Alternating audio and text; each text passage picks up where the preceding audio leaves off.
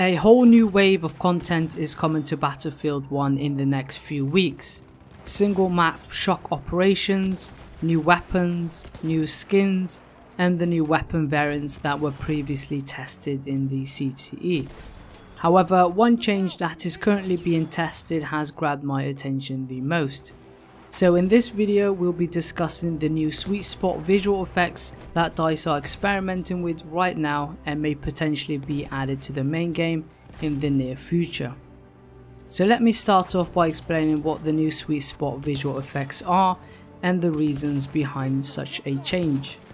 The change comes about because the sweet spot mechanics in Battlefield 1 haven't been communicated clearly enough, and at the moment scout players don't intentionally measure their distances when engaging in a firefight and would randomly be rewarded with one-hit kills. On the opposite side, victims of one-hit sweet spot kills aren't aware of the sweet spot threat posed to them. However, now with this new feature, both the scout player and all others will receive a visual effect when they are in the sweet spot area.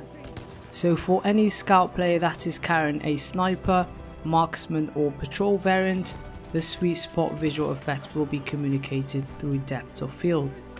This means that anything outside of the sweet spot area will be out of focus, and anything inside of the sweet spot area will be in focus, essentially letting all sniper users know when it's clear to shoot for a one-hit kill.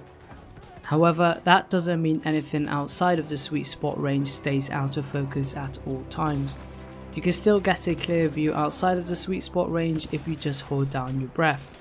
All the scout weapons that don't have a sweet spot, such as the Gewehr M95 marksman and the Kokano M91 patrol carbine, the depth of field visual effect will still be applied. So holding down your breath when aiming will be necessary at all times, unless you aren't phased by the blur of course, but you can always turn this feature off if you prefer the current system.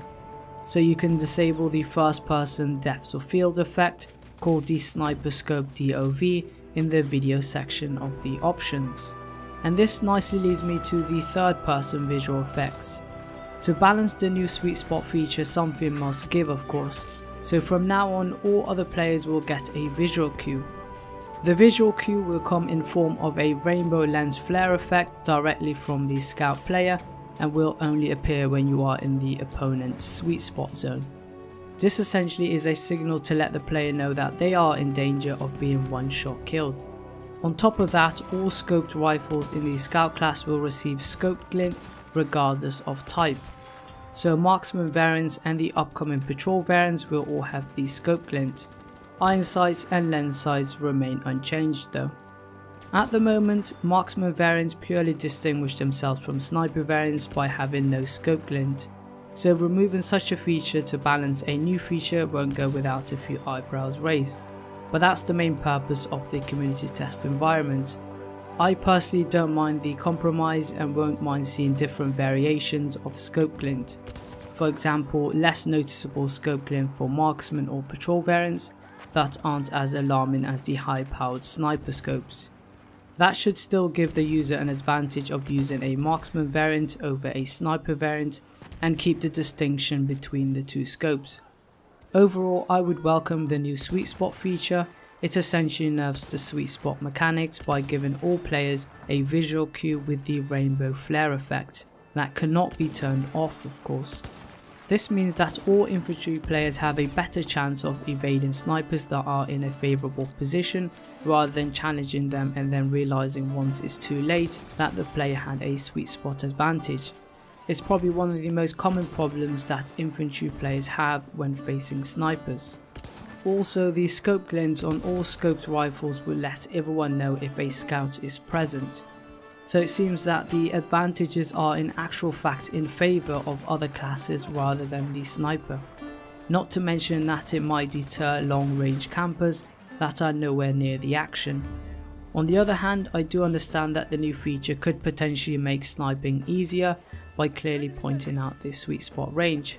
But could we all be underestimating the skill of positioning and movement here? But one thing that is certain with the new sweet spot change is that we will see a wide range of weapons being used rather than the most popular ones. Knowing you are outside of the sweet spot range and your weapon is ineffective would certainly make players pick the right gun for the right occasion and change up their playstyle. So if you are on PC, go try it out in CTE right now and test it out for yourself. This would be your opportunity to let DICE know what you think about the new changes, since the new feature will possibly be carried over into the next Battlefield game in 2018. Let me know what you think down below as well. Leave a like and a comment, and I'll see you in the next video. Take care.